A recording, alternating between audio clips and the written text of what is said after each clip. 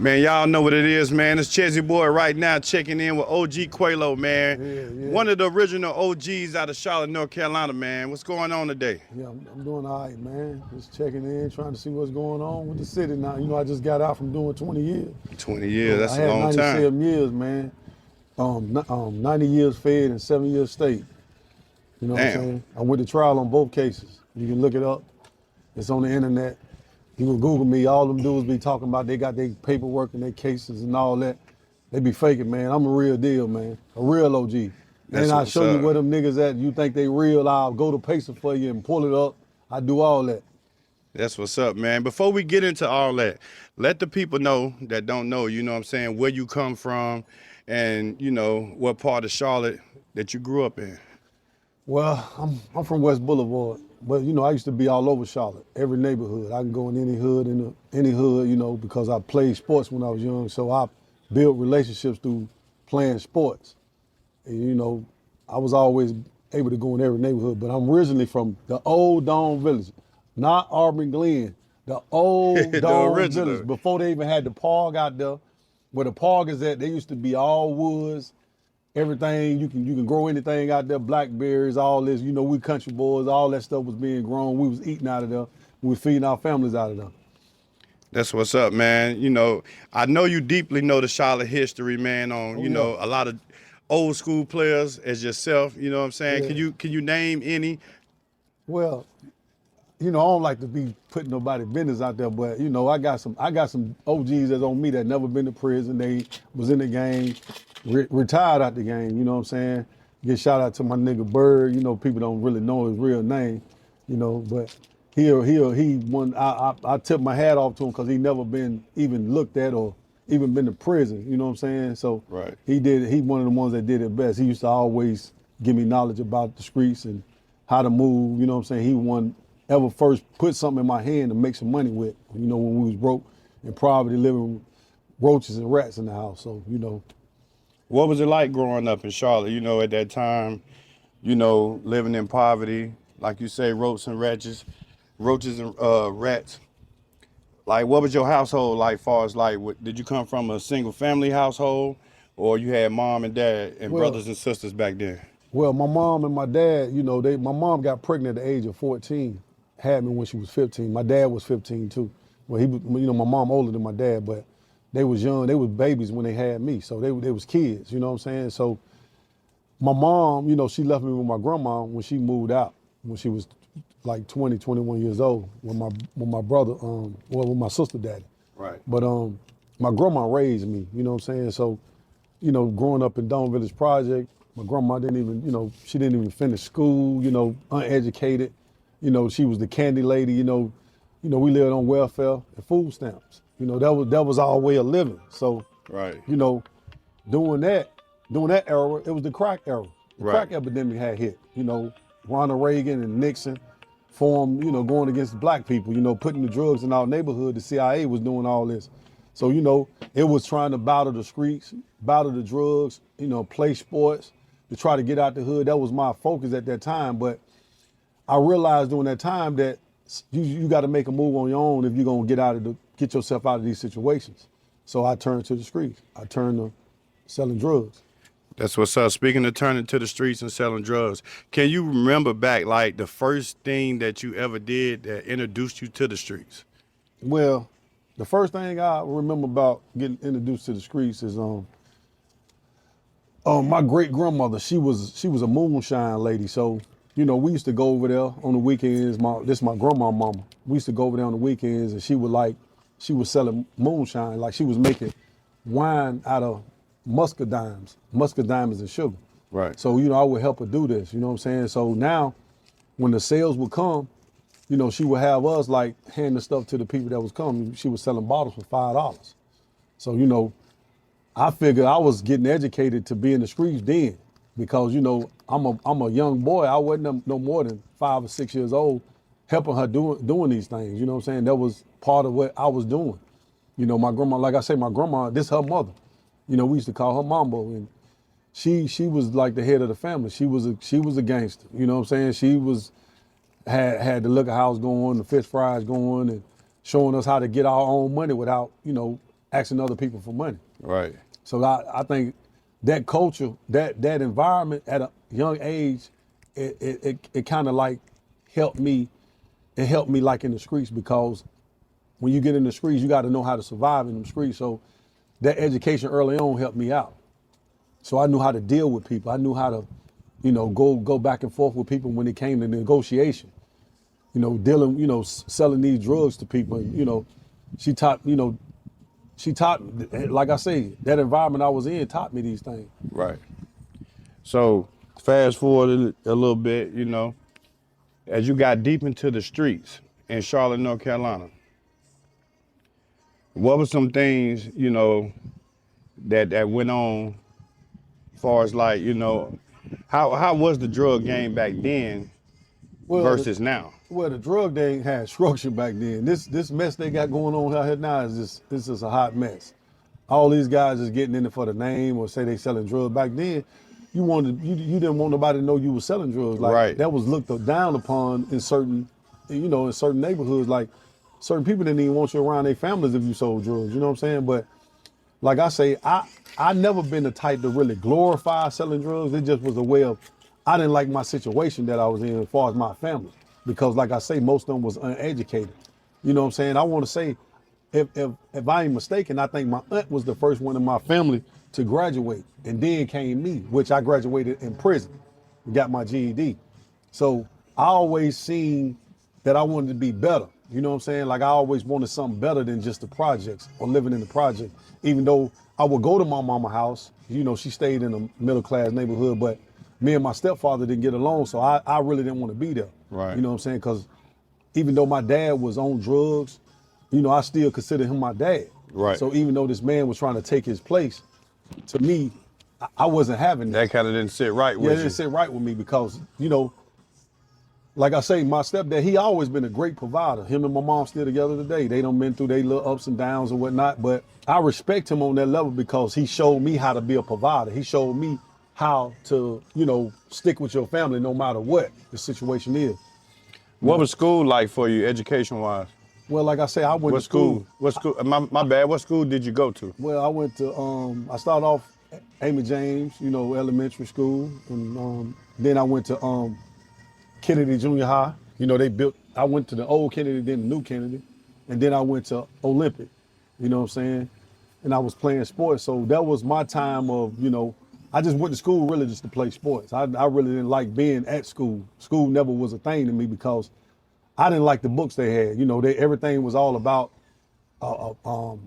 history that I knew wasn't correct at an early age. You know what I'm saying? Because I'm looking in the book, I'm like, it ain't nothing about black people in these books. Right. So why is I'm even learning these books? Because none of this stuff, I can't get nothing out of it. You know what I'm saying? So I always had a problem with that. It's still like that today. I mean, but we're in the information age, so you can easily find out anything you want to find out. Definitely on the internet. Yeah, on the internet. So I don't blame nobody now. Back then I blamed them because the books was old and outdated, you know what I'm saying? But now we have no excuses. That's how I look at it. That's what's up, man. So you did 20 years in prison.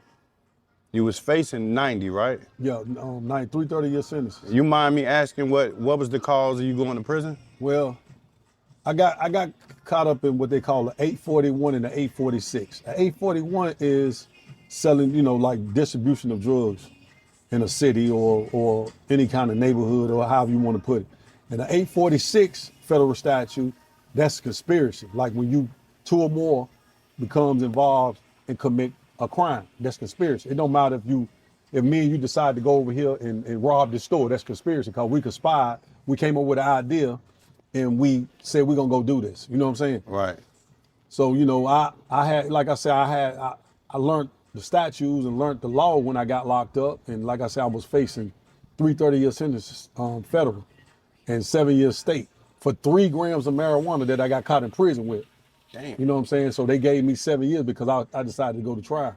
They You offered get that me much 6 time months. for getting caught with marijuana? Well, it wasn't really about the marijuana. It was about my record. Yeah. See, a lot of people don't know, like, if you got a bad record and then you get caught with something so petty, they can give you a lot of time because they saying, look, you have no respect for the law. You just continue to keep breaking the law. So when they catch you with something petty and then give you a lot of time, you think they done you wrong. But you got to remember all them other times that you was doing all the crime and you was getting away with it, or they was giving you a smack on the wrist and letting you go. That's what's up. How was your emotions and what was the feeling like in the courtroom fighting for your life on a case like this?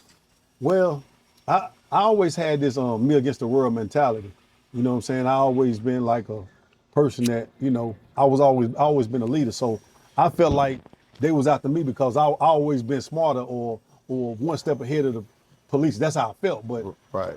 once I learned and when I got into the system, I realized like they already had the trap set for me with the drugs because they was the ones getting the drugs inside of the country. So they already know what's coming in and going out. Right. So these guys that think they so smart and got it going on, they don't know. The federal government knows what they coming in, what's coming in and going out. So you're not doing nothing that they don't already know about. They just decide when they want to put you in jail. That's their decision to say, okay, well, he done made too much money or he doing too much. We're gonna pull him on in now. It's time for him to go serve his time. And like I say, my mind frame doing trial, getting back to the question you asked me, Right. my mind frame doing the trial was, like I say, me against the world. And, you know, having my co-defendants come in there and point me out. I'm not going to say too many names. I'm not going to go into detail about who did what. You can go look at the case. You can go look up the case because, you know, like I said, affect my family to a major degree, from all the way to my kids, to my mother, to my father, to everybody that was around me, even my neighborhood, my community, because they look at it like, boo, this is what the game done. This is what the game done to that man. And we know this man was a good man. This man was always truthful in his dealings. He was always trying to help somebody out when they were in a time of need. And that's what happened to him. It was like they lost their ghetto hero. Yeah, it was like they lost a guy that played fair. You know, I always consider myself as playing fair. Taking care of the community Taking as care well. of the community, even though I was committing genocide at the time and I didn't know, but I always played fair in my dealings because I wanted you to come back. I don't want to beat you so you wouldn't come back. I'm trying to make you come back. I want you to come back. I'm gonna give you a deal so you can come back. It's like any kind of store, like Walmart. They give you all these special deals and these special privileges because they want what they want. They want you to come back. And my mentality was like that at an early age. During the 20-year process, how do you deal with like the gang life in there, you know, different cultures of cliques hanging together? How hard was it surviving there? When the feds, they got what they call, like, they put you in cars. It's like a car when you go in there. It's really a gang. They just suited up like a car. So when I was in federal prison, I was in the South car, and that consists of North Carolina, South Carolina, Alabama, Georgia, Florida, Texas, Mississippi, all these southern states. We was all like a big gang, you know what I'm saying? And then you got the Crips, you got the Bloods, you got the traveling vice lords, you got the vice lords, you got all these different sub gangs from Chicago, these major gangs. I'm locked up with these guys. From Cali, you got the Crips, the Royal, the Pyrus, the Rolling 60s. You got all these different gangs and then people don't understand, in the feds, you got like, it's like politics like out here in the streets. The same way you got the Republicans and the Democrats, you got all that in there. The Crips are a political gang. Political You gang. got the South, they're political gang. So now you need somebody that got sense to run the car so it won't crash. Right. You see what I'm saying? So I was always a leader or a shot caller or advisor when it came to, you know, in the feds, you know what I'm saying? And you can call around, you can ask around, you can Google me. Like I say, when I was at Bennettsville, they said I had a gun because I had so much power there with the staff and with the inmates there. You know, I did a film there. I did a whole TV show there. It's on YouTube. You know what I'm saying? You can look it up. FBOP, Qualo Lowery, you can look it up. You know what I'm saying? You can even look up the case when they said I had a gun there, and that was all false, a false claim because someone owed me some money. So they put some bull crap in the game, and the police, and they believed me. They sent the feds in to get me, put guns to my head, stripped me out, you know, in my boxers, made me walk in front of the whole compound with a 12 gauge to my head. Damn. Just to show them, you know, that they was just to show the compound and the staff who was in charge. Damn, that's crazy, man. Yeah, I mean, these are all facts. These ain't nothing I'm making up. You can go look it up.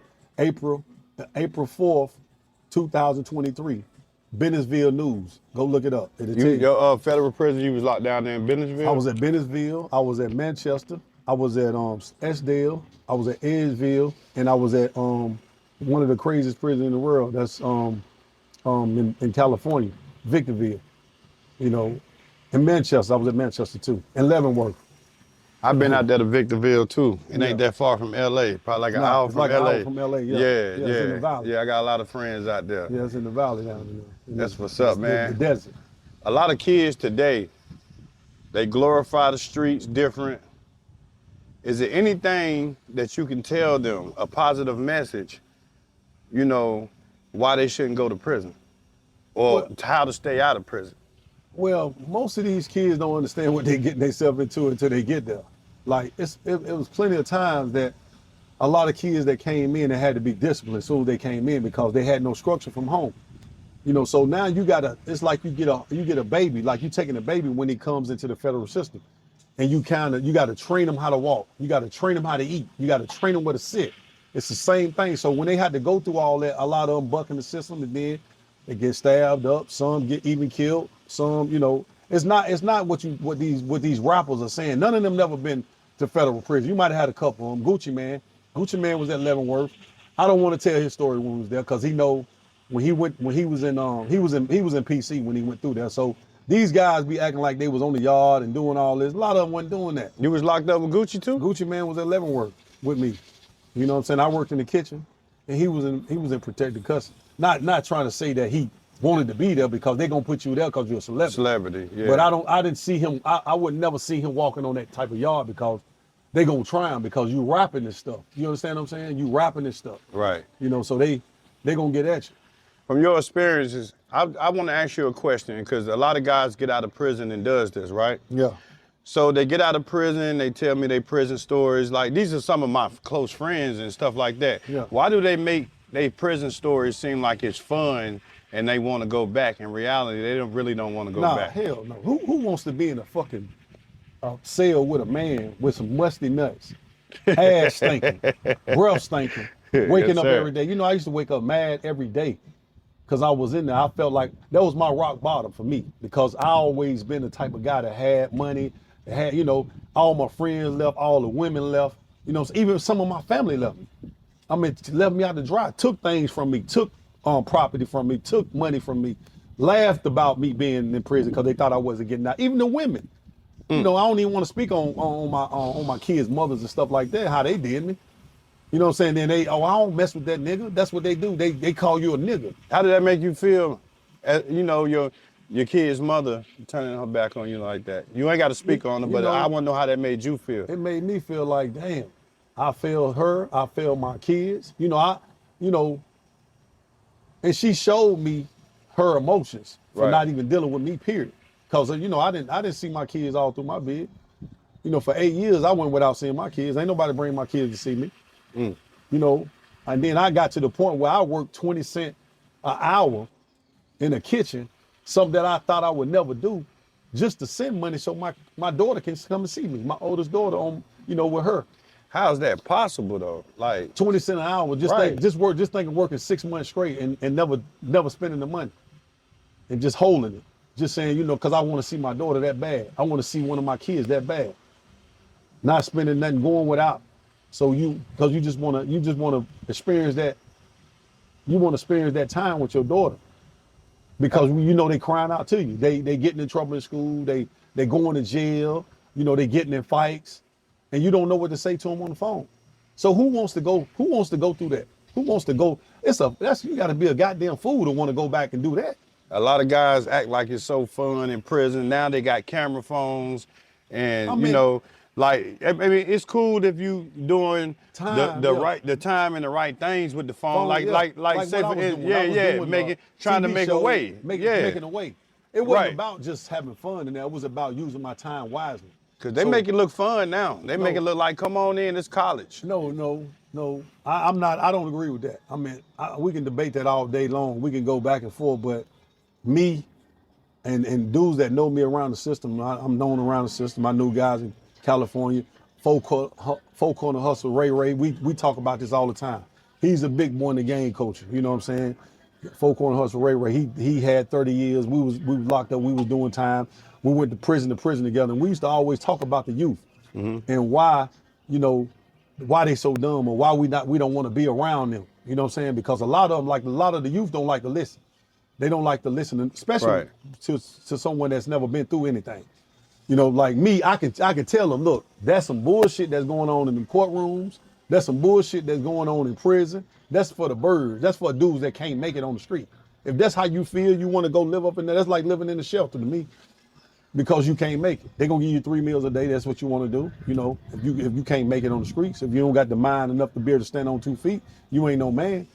How's the food in there? I've never been to prison. Well, that's why I'm asking you these I mean, questions. that's a good thing. I mean, I salute you on that, man. Thank you. You know, I don't take. I made it to 42 years old, man, with no felonies, man. You know, I tell my son this all the time. He never been to prison, man. And That's I tell good. him, man, you wants to try to be like me, or you want to have a reputation like when I was in here doing violent stuff. It ain't about that. It's about staying out here with your family. It's about being there for the youth, the ones that ain't got their mama and them on drugs. It's about being there. That's why a lot of people see me spending time with my grandkids, because I'm trying to break that curse that I kind of created because I went and left my kids. You know what I'm saying? So Right. I never glorified prison. Like me, I never glorified it. You know what I'm saying? It may not seem like I was having fun in there when I was filming, but I was crying inside. I was crying because I wanted to be there for my daughter. Knowing you can really take the talent and be out here filming and doing it for real. Doing it for real. Yeah.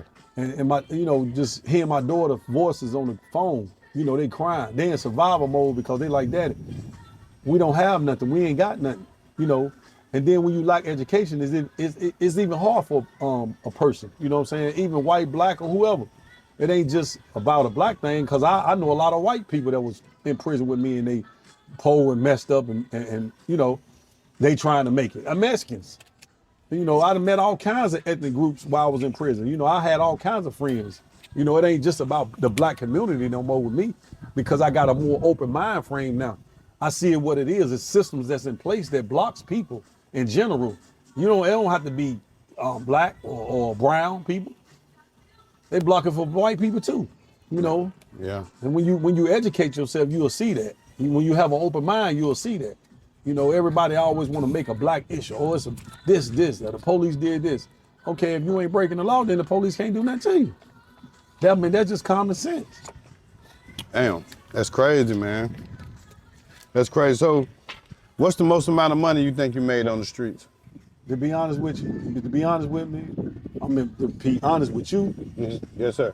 if I was to calculate the money I made on the street, man, the money that I ran through, I ain't gonna say made and had in my possession, because there were plenty of times I got bamboozled. Me and my co-defendant, the one who was partnered with me, got beat out of 100,000 before. We got beat out of 72,000 before, but we never would. Every time we was getting beat out of money, we never would tell nobody, because we had clientele, so we could keep the flow going.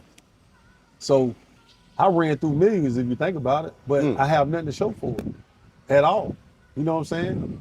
I did a lot of great things with people and stuff like that, but if looking back, it was all for nothing. I had all kinds of cars. I had all kinds of houses I stayed in. I balled, if you want to call balling, having sex with different women every night, paying them money or giving them money, just to, handle your business and tell them to get on up the road. Menage a trois, all that. Wearing the mink coats, being with celebrities. I even tried the rap thing. Chezzy. I even did the rap thing. I forgot. I had a little shortly lived rap career. My partner Clebo, me and him was, we were selling so much drugs. We said, F the concert. Yeah. Mike Crow, I don't know if y'all know Mike. I know Crow. Mike Crow got the old footage. He'll tell you, he used to be like, Q, bro, you got what it takes, because you know how to talk to people. You got a message in your music. Right. Because, I used to rap about how my mama was, my mama worked at McDonald's for 43 years straight. She just retired. My mom had a stroke the day I got clemency. So that really was like, damn, my mom, I couldn't even sleep for 3 days straight, because I'm like, damn, God, how you gonna take my mama from me? You finna let me out? You gonna take my mama from me? She had a stroke. My mom served people for 43 years. And it used to kill me to see my mom working at McDonald's for 43 years. But as I look back, that's where I got my work ethic from. I said, you know what? My mom always worked, and I always had that grit to be able to do stuff and be able to make something happen. I said, I got that from her. Not taking that from my dad, because he always worked too. Right. You know what I'm saying? But when you know, your dad, with your dad, it like hit different with your dad. You know, when you, especially, see me and my dad, we got like what they call a love-hate relationship. It's like it seems like he's always trying to compete with me. You know what I'm saying? I don't know why, because we 15 years different. So sometimes I think about it, like we So more he was like 15, brothers. 15 Yeah. when he had you. Yeah, he was 15. My mama was 15. So it was like we was always in competition with each other. You know, it was like a competition. That's how I felt. Even feel that like that today. You know, but like I say, not to take nothing from him, he always been a hard worker too. Even though he used drugs in his early on in his life, he became a truck driver. He, you know, he did. He always worked. So I always had good working genes in my body. You know what I'm saying? So I never been the type of dude that beg nobody for nothing. I go from ground up. I do without.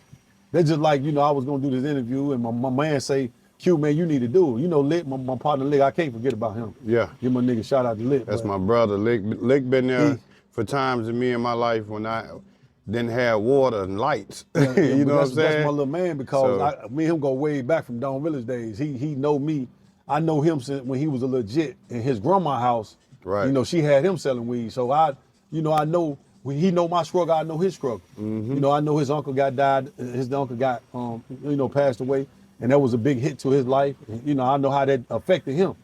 So dealing with death through the years and all that, man, it's like I'm still here. That's how I look at it. Like, I had two of my cousins. One of my cousins got shot in front of me in front of a club. The first time I went to prison, ever went to prison. What club? It was in Sugar Shack back in the day. I remember that old club. Sugar Shack. I was still in elementary school when Sugar Shack was popping and stuff like that. I think I was about 5th, 6th grade. Yeah. So I didn't even want to go out there. I had to get closure in there because I wrote a book about the incident. I had put some inserts in the book. It's called Crumbling Talent. You can get that book on Amazon too. Okay. But I put an insert in there about how my cousin Taraja got killed. You know what I'm saying? And everybody thought it was my fault because I was always a troublemaker. I was a what they call a YN back then.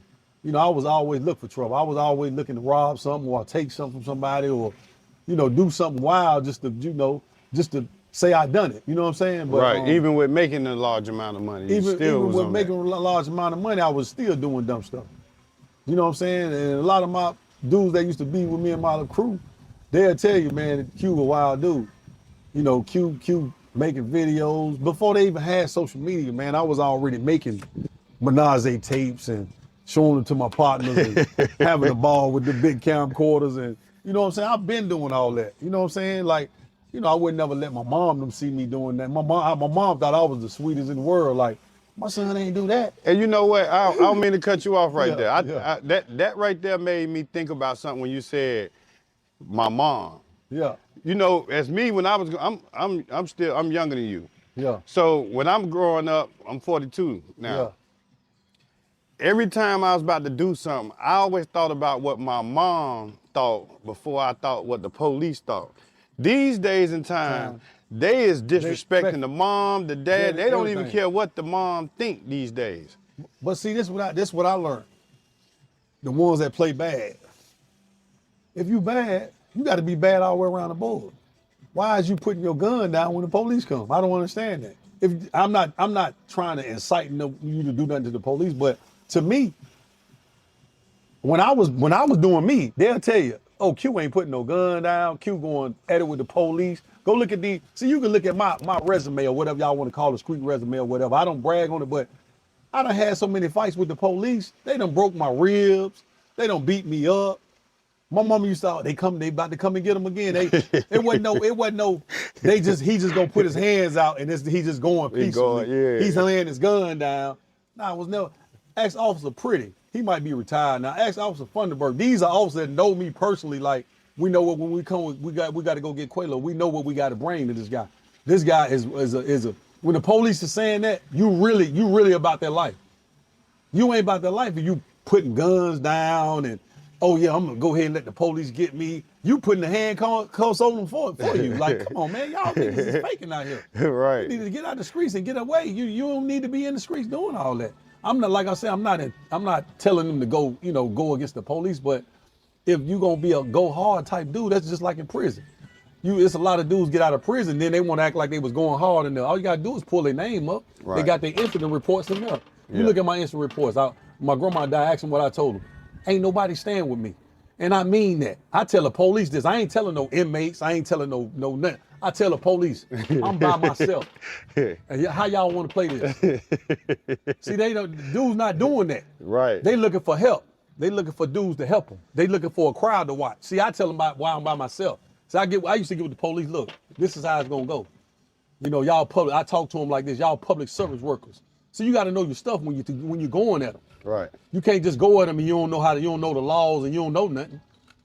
You know what I'm saying? A man knows the laws, he's dangerous. Because he can operate inside the law. That's why Trump's so dangerous.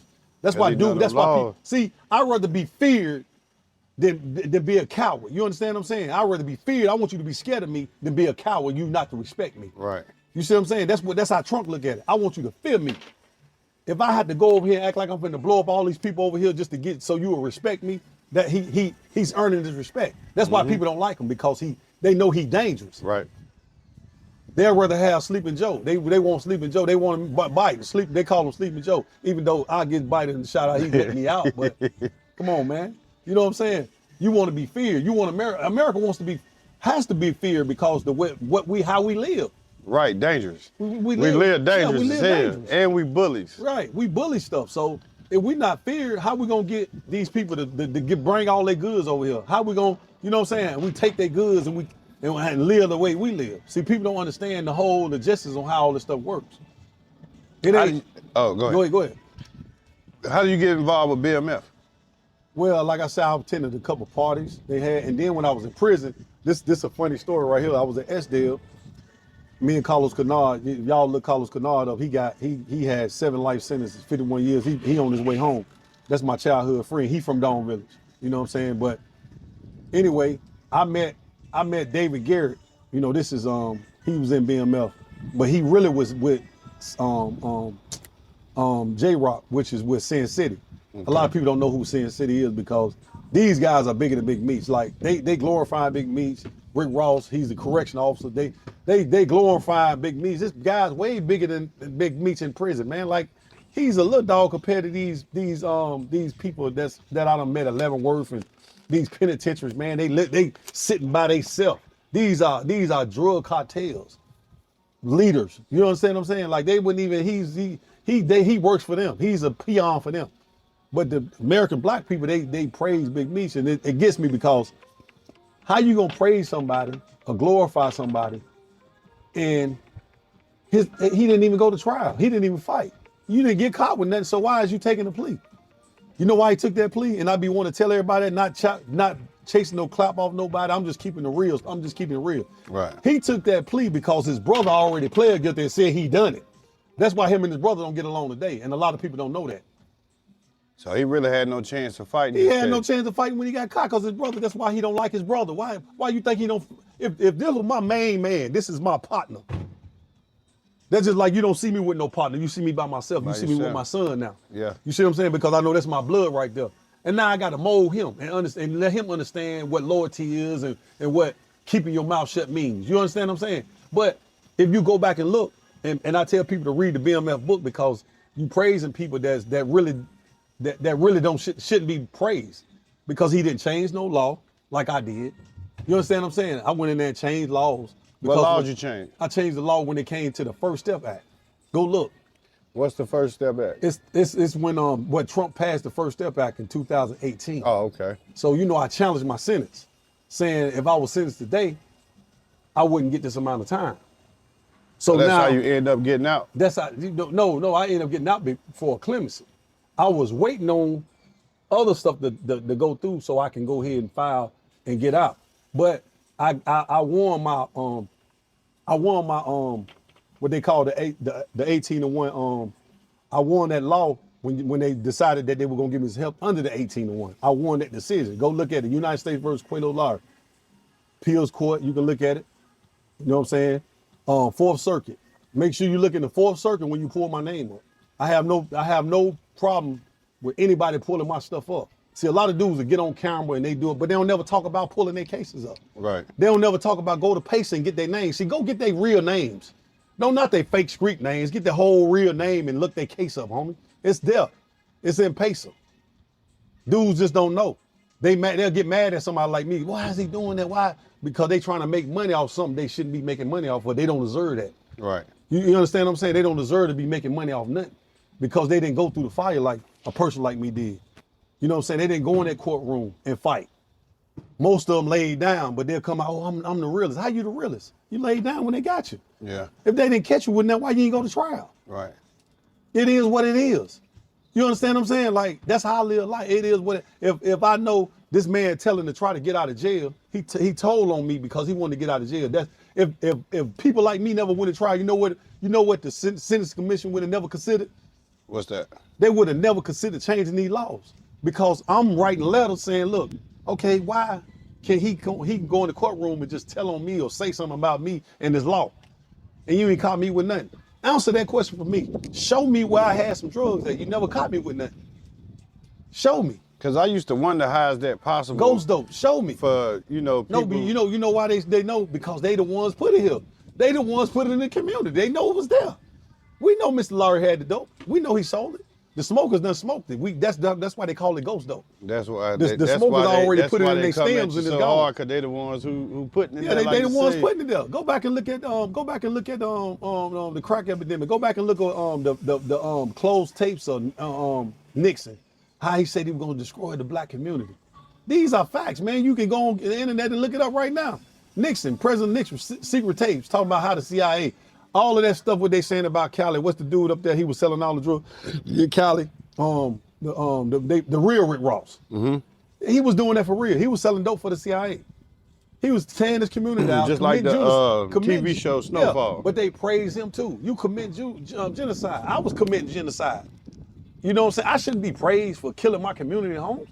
I'm killing my community. That's why it's bad today. These crack babies running out here calling themselves YN. Man, you a crack baby, homie. You a heroin baby. You know what I'm saying? You a crack baby. You a heroin baby. That's why you fucked up in the head. You ain't fucked up because you saying you real, nigga. You fucked up because that dope went through your bloodline and fucked your brain up. Fuck your receptors up in your brain, man. Not to be cursing like this, but I get mad because a lot of people don't know what science is. They don't know, they not educated. Right. You know what I'm saying? Sometimes I had to bring that education out and hit them in the face with it. You know what I'm saying? That's what you got to do, man, to these youngsters. How you feel about, this generation now, more doctors, diagnosing kids where, stuff they don't even really have and the medicines they put in and stuff like that. It's all dealing with money. The American way, capitalism, man. It's capitalism. The American way, man. This is what this country built on, murderers and thieves, man. Remember that. This country was built on murderers and thieves from the beginning. And a lot of people they might be mad at me or talking like this in these interviews, man, why he doing all that? Nah, this ain't for no clout. This ain't for trying to down nobody. This is just putting the truth out there. You gotta remember, I was in a cell for 20 years straight. So I don't need no props. I've been at the bottom of the barrel. I've been at the top of the pinnacle with selling drugs too. Fuck, messing with all the best women you can call. You know how you want to call these models, the Instagram models. They had them way before then. They just wasn't recording them then. Yeah. They'll go for $150 or $1,000, however you want to put it. But like I say, it's the American way, man. Capitalism what runs America. Everybody's out of the dollar. They done lost their soul. They chasing it so bad. I learned how to be at peace with the means that I got. I learned how to be at peace with not having the finest clothes. Why is I'm making these people rich? Even though I got clothes on, why is I'm making these people rich? They not bringing nothing to my community. What Jordan doing for your community? What the last thing Jordan? When Jordan never came to Fair Home? He never came. When Jordan never came to Dome Village? Never. When Jordan never came to West Boulevard and say, Never. look, I'm finna help y'all build this community there. Never. When Nike ever did that? But as soon as you say something about him, they'll try to come down there, man, shut him up. He need to die. These are big, major corporations. They will kill to keep that machine going, homie. They will kill because that's money that they taking from the people that don't know no better. If I can keep you coming, that's like a crackhead. If I can keep you coming and keep you on the dope, that's like you see these old women, they still 50, 60 years old talking about when the new jewels coming out. You know what I be saying to myself? I don't get that, man. You know what I be saying to myself? Man, this bitch crazy. This bitch crazy. She crazy. She's talking about the new jewels. And then it's so bad because you know, I don't get caught up in all that stuff no more because I'm older now. Right. And I'm seeing the how dumb I was and how I was, you know, I look back now and say, dang man, look at all that money I wasted on that stuff. You know what I'm saying? Like I could have put it somewhere else for my grandkids or my kid, you know, because I wasn't thinking. I wasn't thinking. And now, like I say, man, it's just crazy because, like I said, a lot of people, man, they so caught up in chasing that American dollar, chasing that dollar that we lost souls out here. I see it every day, man. I see it every day. I can't even sit down and have a decent conversation or spend some time. I had to grab my son and say, look, man, we can just chill today. Right. Let's just have a meal, man, and just me and you gonna be walk right around and chill. You block everything else out. Block all this other stuff that's going on out. Man, forget that girl down there. She broke, she don't got nothing. What is she gonna do for you? You chasing somebody that ain't got no money, can't help you when you go down. No goals. Why is you no doing? nothing. Ain't got no goals, ain't got no direction in life. You know what I'm saying? Not putting nobody down because everybody in their own walk and journey of life. But when you become wise and you understand what life has to offer, you got to make some goals. You got to set some goals, man. You know, you gotta. Like I say, man, I pray. I give my mom props. I give my grandma props. You know, even though they, you know, they work for what they work with what they had. You know what I'm saying? Even my mom's husband, he worked for what he had. He never liked working for nobody. I ain't gonna just say white people, how people be always trying to put it on white people. No, he didn't want to work for nobody. I respect him on that. He want to work for himself. You know what I'm saying? He always built his way. And I respect him on that too, you know what I'm saying? But like I say, I never really told him, but I always wanted to tell him because when I look back, I say when he used to try to make me make my bed up at night, in the morning. Right. Make that bed up before you leave out of here. I thought about that when I got in them white people prison, when I got in them prison, they saying, make that bed up. You know what I had to do, Chezzy Boy? What's that? Make that bed up. You know, back then that discipline was real. Yeah, I say, my stepdad was trying to school me and tell me I used to be bucking him and get mad. I said, but when I went in there and the white folks say, you know what, if you don't make that bed up, you know what we're gonna do? Oh, we ain't gonna tussle with you. Yeah. We're gonna add some more time on. You can keep staying here. It's a whole different ball game. It's a whole different ball game. Yeah. You gotta, if you don't make the bed up, guess what happens? You get an infraction. You get a write-up. See, these people thinking that it's sweet. Now you got rules in there. You gonna follow the rules in there. It ain't gonna be like you gonna do out here in the streets. That's what I told my son. And you can't run. See, when you get in there, you can't run. Like when you do something out here, when you rob somebody, see if you rob somebody in there, guess what? He over there in the same block you in, you just robbed him. And you still in there with him. And you gotta deal with him. You gotta deal with him. He can say, well, I'll just sit on here. Well, I got life. Well, he got life. Oh, I'll sit on here for a year or two, and then I'll go get him. You see what I'm saying? It goes down like that. Like it's chess in there. It ain't checkers. It's chess because you're gonna be there. You there, especially when you got a lot of time. So like I said, a lot of them get broke. A lot of them turn into homosexuals as soon as they come in there. I'm just keeping it real. That's the kept secret right there. A lot of them become homosexuals when they get in prison. Even the the young boys? The young boys, yeah. Because you got to remember, they got the deuce out there now. They can just give you some deuce, and you don't know what you can play like you ain't know what happened. What's deuce? It's like this synthetic drug that's in the prison right now. It's running rapid, and they not even talking about this in the news. They're not talking about this on Capitol Hill. They're not talking about none of this. You know what they doing? You know what the people that's making the money off the prison doing? We love this because we know they gonna be here now, because they got this drug right here that got them so discombobulated. They not learning no trades. They not learning. They don't know how to read. So what's gonna happen? They gonna come right back. Yeah. It's a revolving door. And the people that working these jobs and paying taxes, they paying them people. It's all a machine. You see what I'm saying? And a lot of these big corporations, I hate to keep throwing Michael Jordan out there because he might try to sue me. I ain't got enough for him to take. So ain't he own part of the prison system? He own prison systems and all that, but they buying the shoes. But while you buying the shoes, guess what? Your son is in jail. He don't care about your son being in jail because he collecting money.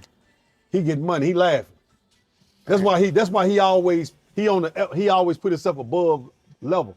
He always put himself above black people as well. You might well look at him like because I see Jordan with a lot of white people all the time. He got white kids. White kids. He got a white woman. I mean, you already know he already put himself to that level of he don't want to be around that. And then by me talking about him like that, he might have somebody come and kill me. But see, getting to him, I wanted to get to him. I can't leave him out because I got a friend that's locked up. His name is David Green. And he said they killed Michael Jordan daddy. He was my cellie. I mean, he was my neighbor. in state prison, North Carolina. He ain't had nothing to do with Jordan Daddy getting killed. He said he found Jordan Daddy dead. He found him dead in the Lexus, no blood in the car. Now, if you shoot somebody in the chest, this is what they keep from the media. If you shoot somebody in the chest in a car, what's gonna happen?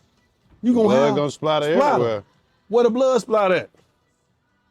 These are the things they don't want the media to get. And I told him when I got out, I said, man, I don't care how old I am, I'm gonna bring your story back up. And then they found some DNA in the car that didn't belong to him, but they never tested it. They never want nobody to test that. And then you had this Indian that told them that he did it. This Indian, his last name is Lumbee. I was locked up with him too. Lumbee said they made him say that. He said, man, either I spend my whole life in prison or do 7 years. Well, what you think I'm gonna do? I was a kid, I was 16 years old. This Lumbee talking to me. The person who really did it. No, he didn't do it.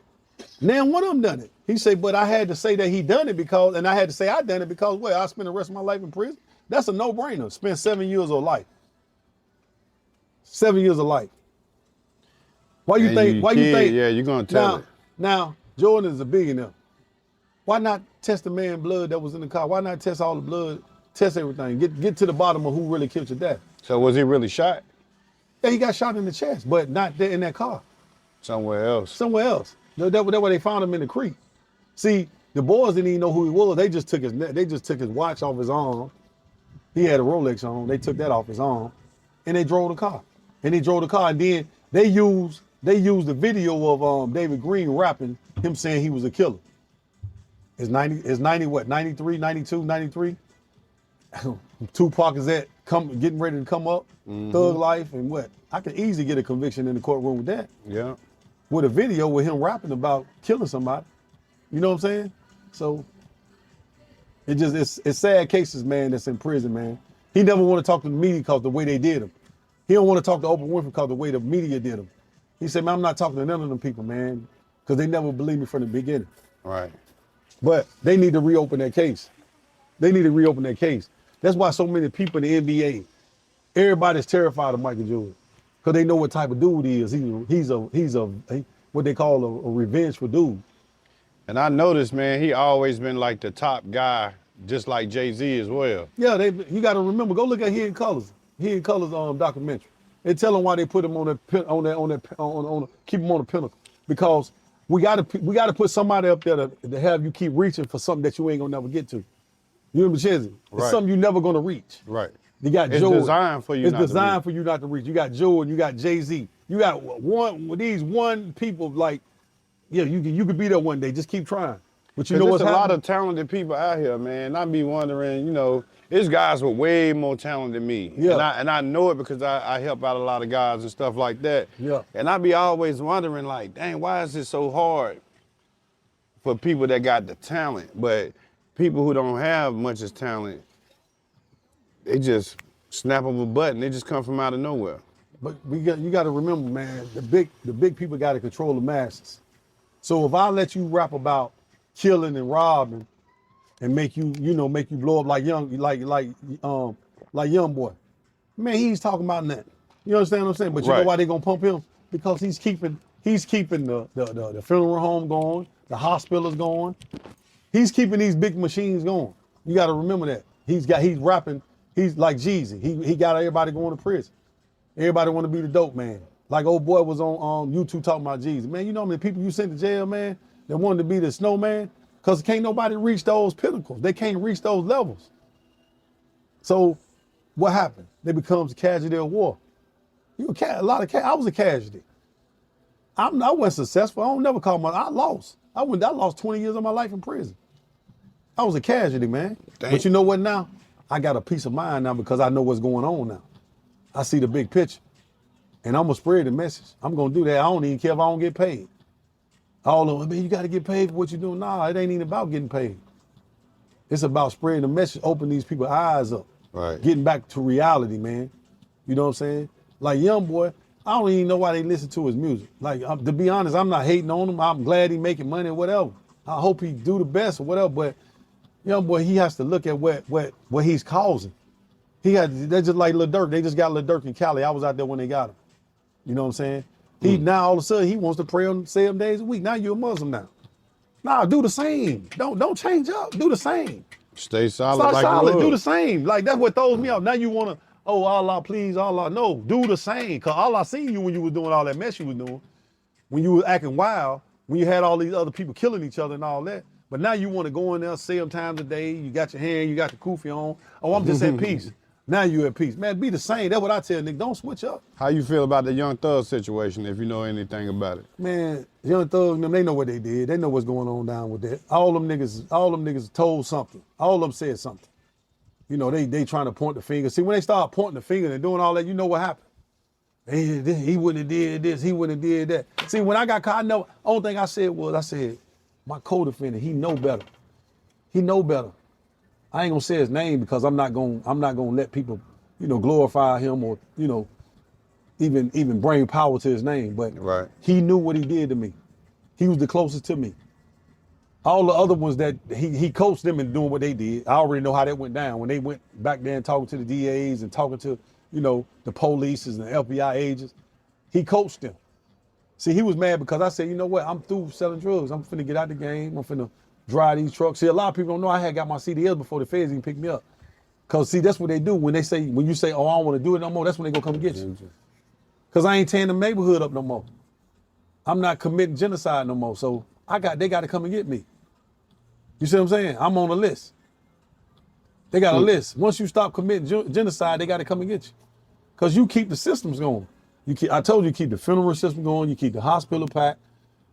You understand what I'm saying? All this stuff goes hand in hand. You think they come get you because they think some people are gonna turn and so they can go back to the streets? Or that's how they gain control of you, to go out in the streets to work? No, see, yeah, they gain control of you when they make you into an informant. Now you got like they say, 1 out of every 3 person is an informant. So once they start saying that, you know the numbers. You look around when they have big events. Look around. That's how many informers at the thing. Then you got to remember, you already got cameras everywhere, so it ain't too much you really can do when it comes to breaking law. So like I say, it's 1 out of every 3 is an informant, either on the state level, federal level. You know what I'm saying? So you really doing it all for nothing now. Because like I say, once you stop committing genocide in these neighborhoods, they gonna come and get you. Right. That's why I always try to preach to my son, like, bro, you don't even know what you got going on out here in these streets. You thinking that you doing something, you thinking that you getting away. They always watching. They always watching. Even Or when you they thought got you got people away with around something, you you know what they watching. gonna say? Oh yeah, we know he killing his own. We don't care about that. We don't care about that. Now go over there and try to shoot at a goddamn white person or do something in the neighborhood that got the community. Yeah, they got a different community. Your ass going right to jail, pass and go. See, they already know. Okay, you shot over here, you did that. You know what they saying? He gonna kill somebody in a minute. We ain't even gonna go get him until you do that. Then we got him. And then that's when they bring all the old stuff up. Everything you thought you got away with, guess what? They got it wrote down. They got it documented. Mr. Law, you remember you did this? That's like, Mr. Law, you remember you broke them cars? You thought you get, Mr. Law, these enhancement points. All this is enhancement. All your priors and stuff that you didn't do, they bring that all up. And stuff you never even got convicted for. You're not even convicted or been of. to jail It for, and they enhances still you. got it? Yeah, it enhances you. It enhances you. People don't know that. It's called relevant conduct. You understand what I'm saying? Irrelevant conduct. A lot of dudes don't know the law. That's why you got to get educated. You committing crime, don't even know it. Like you think you done got away, you shot over here, or you had a gun over here. Guess what? It's always somebody documenting stuff down. Oh yeah, he was over here doing that. He was selling drugs back when, 93, 94. Oh, he was selling drugs in 95. Oh yeah, we got that. Then they come with the 404B evidence. This is the good thing right What's here. the 404B evidence? 404B evidence like this. I can bring up any acts that you ever committed, but you never convicted of. Just like they brought up acts that I committed that I never was convicted of, but they can use it to describe my character. If I was a gun carrying dude, that's a 404 act. I had 2 people saying when he served me some drugs, he always had a gun on him. You know what happened? That's enhancement. If you don't know what enhancement is, that means that it adds more time to what you're getting for a regular charge. You get more time. You get 10 extra years just for you, somebody saying you carried a gun. That's how I end up with all that time with them 30-year sentences. So and fed. face 90 years off just cocaine. cocaine and all my 404B evidence, all my old past acts, shootings that I got away with, shooting people that I got away with. And guys know I shot people all over Charlotte. People know that. You know what I'm saying? My mom them never knew I was doing certain things. She knew probably about 1 or 2 incidents because she was in court when I went to trial. And then one of the dudes that told on me, he was a very known guy out of North Charlotte. I ain't gonna say his name because he got kids. I don't want his kids to get mad at me because I can show him the paperwork. You know, your daddy was a rat. He running around like he the realest because can't nobody expose them. You know what I'm saying? That's what they do because they know the OGs like me gone. See, I quiet in the streets because I know a lot of these dudes' stories. And that's what I noticed too. A lot of OGs in Charlotte. It's only a few of them that speaks out about the past history of Charlotte. You know, who wants to speak out about a past history they was informing? They not gonna do that. They gonna just say I changed. Oh man, I'm on something different. I'm with the kids now. That's what they gonna do. That's what they gonna do. You know, I'm with the kids. I love the kids. I love to get them out, but I'm gonna speak what happened. That's the truth. I'm not gonna shy away from the truth. That's what made who I am today. That's what made me who I am. I'm not gonna shy away from that truth. Yeah, man, I was doing this. Yeah, man, I was shooting I was selling drugs, man. I was committing genocide. I'm that dude that did that, man. I apologize. I'm making amends with people. You know what I'm saying? I ran into the dude, Chris Moses, I shot in Southside. You know what he did to me when he seen me in Walmart? I hate to be saying names, but he kept it in the streets. I gave him his props. He kept it in the streets, homie. He seen me in Walmart with my mom, and that man could have tore my head off. I ain't know how he looked or nothing. He walked up to me and shook my hand. He shook my hand. He said, Qualo, man, I'm glad you out. I done shot this man. He got so much respect for me because he's been in that federal system. He knew that, he carried it like that when he was in federal prison. He didn't tuck his tail. He knew what the rules was like. He didn't stuck to him. He said this man was real all the way through. And he respected me for that because he knew I was just doing what the streets taught me how to do. He robbed somebody, and I was the type of dude, I robbed the robbers. I want that because you bad, I'm coming to see how bad you really are. I'm a sneaky dude back then. Yeah. Because now I want to see how bad you are. I was coming to get him because he robbed somebody that I knew. That's the type of dude I was, man. Like I didn't have no cut calls like these dudes today got. No cut calls with the police when they coming. None of that. There are dudes to tell you that knew me. I went to war with so many dudes, man. Dudes shot at me, shot my cars up. I see them every day now. I see some of them now, they think they got away, but I ain't on that, but I see them. I just look at them and just do like this to them. You know what I'm saying? That's when you knew you grew. You grew because the old me, you know what I was saying? I got to get him. I got to tear him down. I got to show him who I am. But I done grew up, man. I see the big picture. That's what it's all made for us to destroy each other. You know what I'm saying? For us to destroy each other. I see picture you had with Russell Simmons. How you get involved with Russell, man? Oh yeah, with Russell, we well, my little cousin, S-Dub, he my cousin by marriage. But they call him S-Dub, Too Sweet, 3, whatever you want to call him. That's my boy. We actually working on a new movie right now. He was, me and him was real close. You know, we kind of got some things happened in one of my traps. Somebody got killed and we went our separate ways, basically. But my cousin got killed. Abram Brown, still nobody never saw the murder. You know, they're here to say, it's done, you know what I'm saying? But me and him kind of went our separate ways because, you know how you grow apart. You grow apart. I was behind him with his rap career. Like I told you, I was rapping. You know, me and my partner Clebo, he was rapping. I used to take him to the studio, pay for studio time for him. We did songs together. You know, we did all kinds of stuff. It's just that we grew apart. He was a young boy when I had him. He was 16. Right. You know, I was showing him the streets. He wasn't in the streets like that. I was giving him guns. You know, really trying to, stamp him and make him into a thug. That's what I was doing to him. Yeah. You know what I'm saying? Because I used to always tell him, man, you too pretty, man. I don't even, because he used to call himself Too Sweet. Too Sweet. I said, you gotta lose that name. Come on, man. That's a name, that ain't a name you're gonna be using, man. We gotta change that name. You know what I'm saying? But anyway, I went to a Fat Farm party one night in Mentos. I don't know if y'all remember the Mentos. It's an old club uptown. I wasn't old enough to get in, but I know about Mentos. I went to Mentos, and Russell Simmons was having a Fat Farm launch party for Baby Fat, his wife brand. Okay. I went up and I had all CDs. I had Too Sweet CD. I had my CD, and I gave it to a RN out of the for Def Jam South, the new one, the one they were doing for Def Jam South. So I gave him the CD, and then from there, it just, I guess, it circulated from there. And then I got locked up, and then he got the deal. Like I say, we never was talking to each other, you know what I'm saying? I didn't feel no type of way because my main thing was to try to help him get out, get in the music business, you know what I'm saying? A lot of people don't know, you know what I'm saying? But I was really a big fan of his. I used to make him go to that studio all the time, you know what I'm saying? And that's crazy how I'm sitting here, interviewing you, and I got the footage. I ended up with the footage, yeah. but I actually got it from Sowell because I did the documentary for Studio 74. Yeah. But But like I tell everybody, them guys, they got him after me and my co-defendant. If he be real, some people don't like to be real. They got their story how it was told because they got their way of saying things. But if they be real, because a lot of people not real. They done made all these different stories up and did, because all I know is real.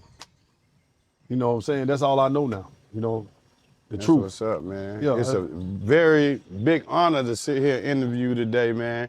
I know I want to interview you more. Your story is big. I know you got more to talk about, more to say. Oh yeah. And, I thank you for stopping by today, Chezzy Boy TV, man. Is anything you want to say, to the city of Charlotte, man? Yeah, man, I want to let everybody know, man. Go to Amazon, get the books. You know my name, Qualo Lowery. I ain't hiding. I ain't got no different name or none of that. You go to Amazon, get Crumbling Talent, get Tony Montana Jr., get, these are fiction works now. None of the stuff is real. Fiction means fake. It's not real. It's a story of the author imagination. Right. You know what I'm saying? But I got true stories coming too. So, plus I got a film. I'm finna start filming next month called Zodiac. Well, it's actually a TV show, Zodiac Boy. You know what I'm saying? I'm starting filming that next month with my partner AJ Williams. If y'all go look him up on Facebook, and I got a lot of great stuff happening. I just don't be trying to expose my hand too much because you got haters. Right. People prey on your downfall. Downfall, yeah. They don't know no better. Instead of getting with the movement and we all get together and move, And how can the people find you, as watching this interview? Like, how can they reach out to you, maybe want to work with you, or even gain knowledge from you, or anything? You can find me on Facebook, Qualo Lowery. You can find me on Instagram, Qualo Lowery. I use my name, that's official name. I don't change it up. Qualo Lowery. Everything, my name is on it. You know what I'm saying? My name is like a brand, like your boy said on American Gangster when he said, Pepsi, you don't do nothing to this. Right. Don't touch it. Don't touch it. You know what I'm saying? Yes, sir. The name, man, I just feel like it's a solid name. You know what I'm saying? That's my name, my brand. You know what I'm saying? Outside, that's me though. Just I'm not saying, cause everybody not built like me. Right. They haven't went through the fire like me. Right. You know what I'm saying? I can't put no on my kids. I can't put no on my baby mama, my daddy, because they didn't walk through the flames like I did. You set your own I set accountability. my own accountability. Come after me. Don't go after them or go, you know what I'm saying? Come after me. Whatever they got going on, that's their business, you know what I'm saying? But like I say, you can find me on Instagram, YouTube, Facebook, all those different platforms. You know what I'm saying? Like I say, look up AJ Williams too. He coming big with some projects and stuff. We working together. You know what I'm saying? He got a nonprofit. We doing kids stuff. You know what I'm saying? So it's basically, just bringing awareness to kids, teen pregnancies, peer pressure, stopping the drugs in school. It's about doing that now. Yeah. It ain't about glorifying drug dealer, glorifying the gang life. Like I said, I done been through all that. I done seen all that mess. You know what I'm saying? That's what's up, man. I appreciate everything, man. Qualo, OG Qualo. Oh, yeah. Chezzy Boy TV, man, and we out, man. All right, we out, man.